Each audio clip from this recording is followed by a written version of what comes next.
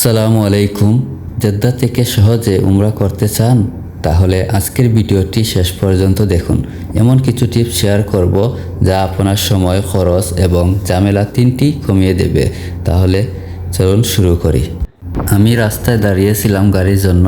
গাড়ি চলে আসার সাথে সাথে গাড়িতে উঠে পড়লাম এবং উমরার উদ্দেশ্যে রওনা হলাম। আমি এখন যাব শরফিয়া, সেখান থেকে মক্কার ট্যাক্সি দিয়ে মক্কায় চলে যাব। আপনি জেদ্দা শহরের যে কোনো জায়গা থাকেন, মক্কায় যেতে হলে আপনাকে শরফিয়া, মক্কা বা কিলু আশারা আসতে হবে। কোনো জায়গা থেকে ট্যাক্সি পাওয়া যায় না এই তিনটি জায়গা ছাড়া। আমি আমার বাসা থেকে 30 রিয়াল দিয়ে শরফিয়া আসছি, এখন 20 রিয়াল দিয়ে মক্কায় যাব। প্রাইভেট কার দিয়ে মক্কায় যাবেন না কখনো, গেলে সমস্যায় পড়তে পারেন। সম্পূর্ণ ভিডিওটি দেখুন, বুঝতে পারবেন কেন না করছি। স্ক্রিনে দেখতেই পারছেন মক্কার চেকপোস্ট। এখানে এমন কিছু ক্যামেরা সেট করা আছে, গাড়িতে অবৈধ কিছু থাকলে ক্যামেরায় দেখা পড়ে। একমাত্র মুসলমান ছাড়া অন্য ধর্মের লোক এই গেটটি পাস হতে পারবে না।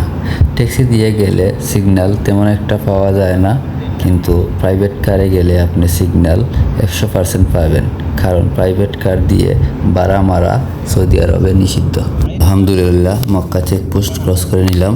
সামনে দেখতে পারছেন রাওয়াল গেট। উমরা 4টি ধাপে সম্পূর্ণ হয়। প্রথম ধাপ নিকাব থেকে ইহরাম বাঁধা। আমি রুম থেকে ইহরাম বেঁধে প্রথম ধাপ সম্পূর্ণ করে নিয়েছি। আপনারা নিজেদের রুম থেকে ইহরাম বেঁধে নেবেন। আমরা হারাম শরীফের কাছাকাছি চলে আসছি। জেদ্দা থেকে আসলে বেশিরভাগ সময় গাড়ি নিচ দিয়ে প্রবেশ করতে হয়, উপর দিয়ে প্রবেশ করতে দেওয়া হয় না, তাই আমাদের গাড়ি নিচ দিয়ে আসছে। নেমে সিঁড়ি দিয়ে উপরে উঠতে হবে। আমিও সিঁড়ি দিয়ে উপরে উঠতেছি। সিঁড়ি দিয়ে উপরে উঠে দেখতে পাবেন হাতের ডান দিকে 6 নম্বর বাথরুম আর বাম দিকে হারাম শরীফের গেট। উমরার দ্বিতীয় ধাপ হচ্ছে কাবাঘর তাওয়াফ করা। তাওয়াফ করতে হলে আপনার অজু থাকতে হবে, তাই আগে বাথরুমে গিয়ে অজু করে নেবেন। তারপর হারাম শরীফের 79 নম্বর গেট দিয়ে যাওয়া শুরু করবেন। গেটের সামনে বাম দিকে দেখতে পারবেন লকার আছে। আপনার কিছু রাখার প্রয়োজন হলে সেখানে রাখতে পারেন। তো বাথরুমে গিয়ে অজু করে আবার হারামের গেটের দিকে হাঁটা শুরু করলাম। হারামে প্রবেশ এর সময় তালবিয়া পাঠ করে প্রবেশ করবেন, আর প্রবেশের শেষ মুহূর্তে আপনারা তালবিয়া পাঠ করা বন্ধ করে নেবেন। হারাম শরীফে প্রবেশের আগে আপনার পায়ের জুতা খুলে নেবেন। গেটের ভিতরে বাম দিকে খিস রাখা আছে, সেখান থেকে খিস নিয়ে আপনার জুতা খিসের মধ্যে নিয়ে নেবেন। তার আগে যখন খাবার গিলাফ আপনার চোখে পড়বে, তখন আপনি এই দোয়াটি করতে পারেন: হে আল্লাহ, তোমার ঘরে থাকা অবস্থায় যা দোয়া করব, সকল দোয়া তুমি কবুল করে নিও মাবুদ। দোয়া শেষে পানির পিপাসা থাকলে জমজমের পানি পান করে নিতে পারেন। সাইডে দিয়ে পানি রাখা আছে, স্ক্রিনে দেখতে পারছেন হাজিরা পানি পান করতেছেন। তাওয়াফ করার সময় আপনি যদি কাবাঘর স্পর্শ করতে চান, তাহলে সিঁড়ি দিয়ে নিচে যেতে হবে। আমিও সিঁড়ি দিয়ে নিচে যাচ্ছি।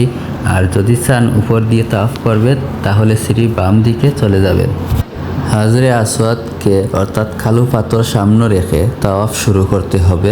সম্ভব হলে হাজরে আসওয়াদ চুম্বন করা, নয়তো দূর থেকে হাত দিয়ে ইশারা করে বিসমিল্লাহ আল্লাহু আকবার বলে তাওয়াফ শুরু করা। তাওয়াফের 7 চক্কর পুরুষেরা ডান কাঁধ খোলা রাখবেন, একে ইস্তিবা বলে। প্রথম 3 চক্কর একটু দ্রুত হাঁটবেন, একে বলে রামাল। বাকি 4 চক্কর স্বাভাবিকভাবে হাঁটবেন। তাওয়াফ করার সময় কাবাঘর বাম দিকে রেখে হাঁটবেন। কাবাঘরের প্রবেশ এরপর শুকরানা 2 রাকাত নামাজ আদায় করতে পারেন। স্ক্রিনে দেখতে পারছেন নামাজ পড়ার জন্য জায়গা আলাদা করে দেওয়া হয়েছে। তাওয়াফ কোথা থেকে শুরু করবেন ভিডিওতে আগে বলা হয়েছে, এখনও বলছি। হাজরে আসওয়াদ অর্থাৎ কালো পাথর এর কর্নার থেকে। স্ক্রিনে দেখতে পাচ্ছেন সবুজ বাতি দেখা যাচ্ছে, এটি হচ্ছে কালো পাথর বরাবর জায়গা। সবাই চিনতে সহজ হওয়ার জন্য এই সবুজ বাতিটি দেওয়া হয়েছে। হাজরে আসওয়াদ প্রথম কোণ থেকে রুকনে ইরাকি দ্বিতীয় কোণের মধ্যে যে জায়গাটি আছে, সে জায়গাটিকে বলা হয় মাকামে ইব্রাহিম। এখানে জান্নাতি পাথর সংগ্রহ করা আছে, যে পাথর দিয়ে ইব্রাহিম আলাইহিস সালাম কাবাঘর নির্মাণের সময় ব্যবহার করেছিলেন। স্ক্রিনে দেখানোর চেষ্টা করতেছি। দ্বিতীয় কোণ থেকে তৃতীয় কোণ, যাকে বলা হয় রুকনে শাম্মি, এই দুই কোণের মাঝামাঝি জায়গায় কাবাগরের কিছু অংশ আছে যেখানে নামাজ পড়ার জন্য ব্যবস্থা আছে, তবে এখানে নামাজ পড়তে হলে দীর্ঘক্ষণ অপেক্ষা করতে হয়। কোণ থেকে চতুর্থ কোণ, যাকে বলা হয় রুকনে ইয়ামিনী। রুকনে ইয়ামিনী এই কোণটি অন্যান্য কোণের চেয়ে আলাদা। এই কোণের উপরে গিলাফটি সম্পূর্ণ গোল্ডেন কালার। কিনে আপনারা দেখতেই পারছেন, রুকনে ইয়ামিনী থেকে হাজরে আসওয়াদের মাঝামাঝি জায়গায় তাওয়াফ করার সময় এই দোয়াটি সবাই করার চেষ্টা করেন। আমাদের নবী হযরত মুহাম্মদ সাল্লাল্লাহু আলাইহি সাল্লাম এই দোয়াটি করতেন, রব্বানা আতিনা ফিদ দুনিয়া হাসানা ওয়া ফিল আখিরাতি হাসানা ওয়া কিনা আযাবান নার। শেষ করে মাকামে ইব্রাহিমকে সামনে রেখে 2 রাকাত সালাত আদায় করে নেবেন। তারপর শুরু হবে আপনার উমরার তৃতীয় ধাপ, সাই করা। স্ক্রিনে দেখতে পাচ্ছেন সাই করার রাস্তা। সাই করার 2টি রাস্তা আছে। প্রথম রাস্তা দিয়ে গেলে আপনি উপরের তলায় সাই করতে পারবেন, আর দ্বিতীয় রাস্তায় গেলে নিচতলায় সাই করতে পারবেন। নিচতলায় পাহাড়ের কিছু অংশ সংরক্ষণ করা আছে, দেখতে পারবেন। তবে নিচতলায় সাই করতে সময় বেশি লাগবে, নিচতলায় ঝামেলা থাকে সবসময় বেশি। সাই শুরু হবে সাফা পাহাড় থেকে, শেষ হবে মারুয়া পাহাড়ে। এভাবে 7 চক্কর দিতে হবে। যেমন সাফা থেকে মারুয়া গেলেন 1 চক্কর হবে, মারুয়া থেকে সাফা গেলেন 2য় চক্কর হবে। সাফা ও মারুয়া এই 2টি পাহাড় এর ইতিহাস হযরত ইব্রাহিম আলাইহিস সালাম, তার স্ত্রী হযরত হাজেরা আলাইহিস সালাম এবং তাদের শিশুপুত্র হযরত ইসমাইল আলাইহিস সালামের সাথে গভীরভাবে জড়িত। আল্লাহর আদেশে ইব্রাহিম আলাইহিস সালাম স্ত্রী ও সন্তানকে মক্কার জনমানবহীন জায়গায় রেখে আসেন। সঙ্গে থাকা খাবার শেষ হয়ে গেলে ইসমাইল আলাইহিস সালাম পানির পিপাসায় চটপট করতে থাকেন। তখন মা হাজেরা পানির জন্য সাফা ও মারুয়া পাহাড়ের পানির জন্য 7 বার দৌড়াদৌড়ি করেন। স্ক্রিনে দেখতে পারছেন হাজিরা সবুজ বাতির এই জায়গায় দৌড়াচ্ছেন। মা হাজেরা আলাইহিস সালাম এখানে দৌড়াদৌড়ি করেছিলেন। এই জায়গায় দোয়া কবুল হয়, এখানে দোয়া করতে পারেন। সাই করা শেষ হলে তৃপ্তি ভরে জমজমের পানি পান করে নেবেন। এভাবে শেষ হবে উমরার 3য় ধাপ। 4র্থ ধাপ হলো চুল কাটা। মসজিদুল হারাম থেকে বের হয়ে চুল কেটে নেবেন। সাই শেষ করে আপনি যেদিকে বের হবেন সেখানে দেখতে পাবেন 9 নম্বর বাথরুম আছে, যেটাকে অনেকে আবু জাহেলের বাড়ি বলে মনে করেন। তার পাশে দেখতে পাবেন আমাদের প্রিয় নবী হযরত মুহাম্মদ সাল্লাল্লাহু আলাইহি সাল্লামের জন্মভূমি। আমি আপনাদের দেখানোর চেষ্টা করছি, নবীজির জন্মস্থানে বর্তমানে একটি ভবন নির্মাণ করে লাইব্রেরি করা হয়েছে।